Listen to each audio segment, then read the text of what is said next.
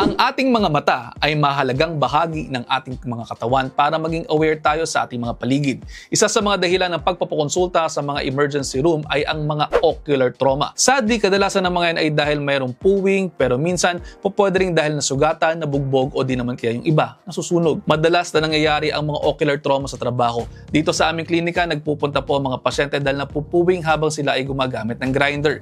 Kaya ang ating payo for today, ingatan po ang inyong mga mata. Gumamit ng mga protective gears para safe po ang mga paningin ninyo kapag kayo ay nagtatrabaho. At kung magkakaganyan man kayo, magkakaroon ng aksidente sa trabaho, magpatingin agad sa inyong mga doktor. So please lang, wag nang pumunta sa mga magkakahig at ipapakahig ang inyong mga mata sa mga buhok ng kung sino-sino o kung ano-ano.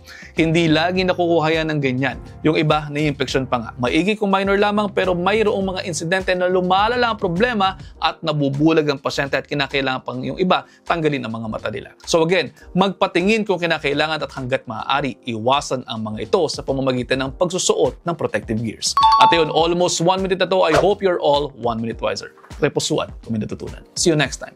Ingat.